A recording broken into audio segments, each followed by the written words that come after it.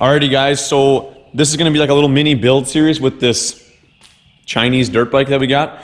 We got this bike with the other two SSRs we bought a couple weeks ago. So basically it was free to us. We got this for literally nothing. You just threw it in because it was sitting there. Someone also gave us an extra motor, which looks to be maybe a 125 by the jug. I didn't check the side. I think it's 110. Where the heck is that? Let's see. But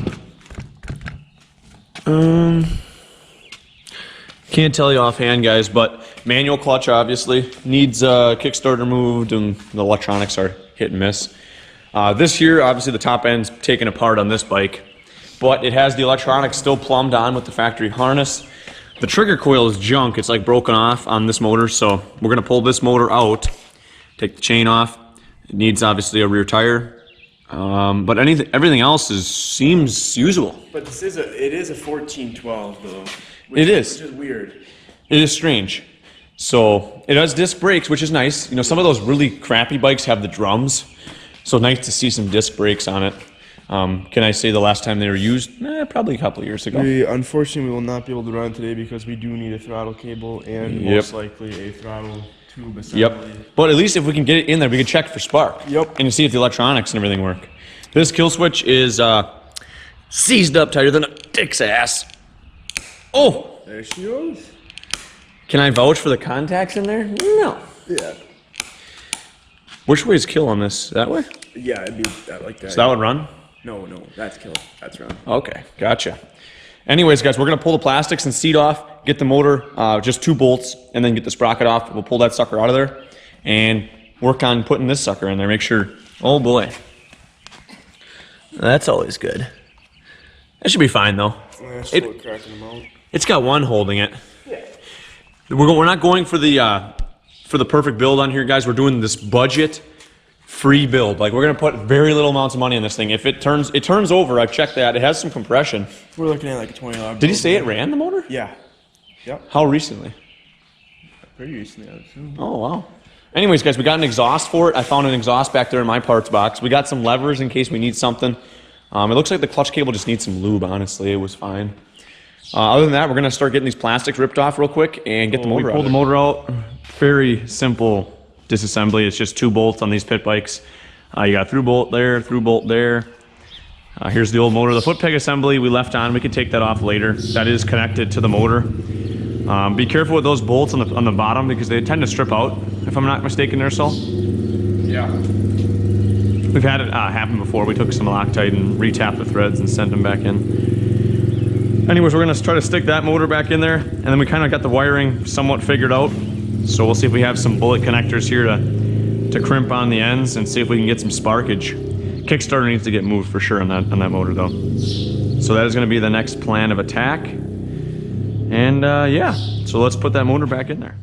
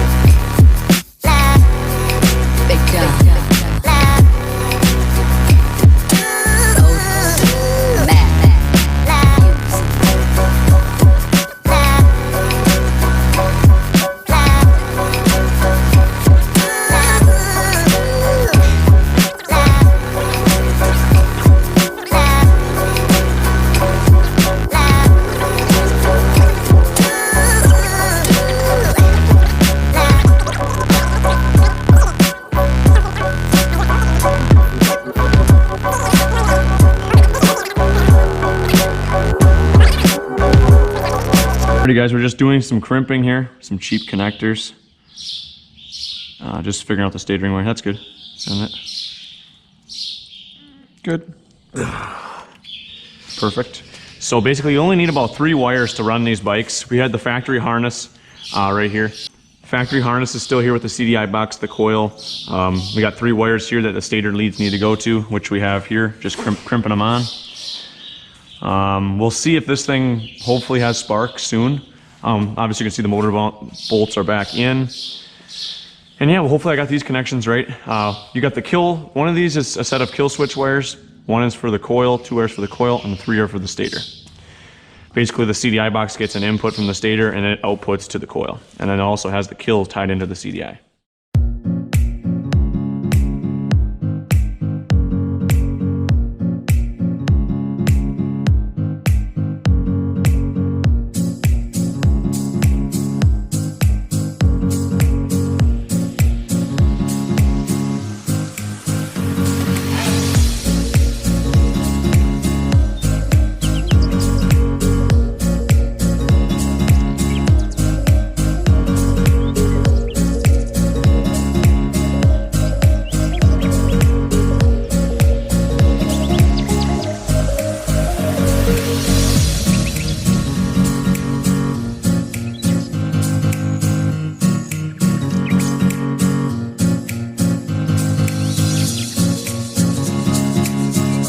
Go ahead and we plug all this. Yeah, our wire jump on Sparky's still holding up.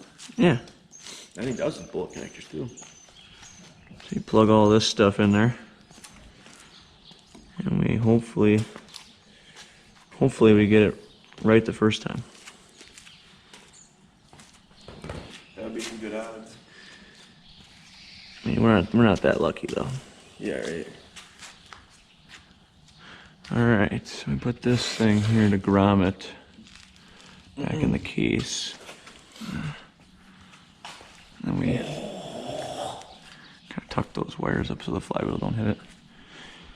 We'll see. We got a spark plug in there. I think the kill switch is on run, right? Yeah, that should be. Oh, you can try it. So what we're gonna do is just see if we can hold this plug by the cylinder head here. And we'll see if Caleb wants to kick it over. You trying to kick it over by hand? Yeah, probably by hand.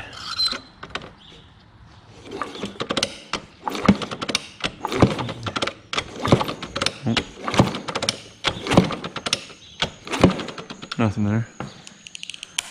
You sure?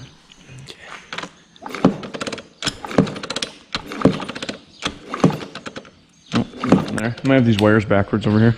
Yeah. Try to flip flop the greens or whatever. Yeah, the greens.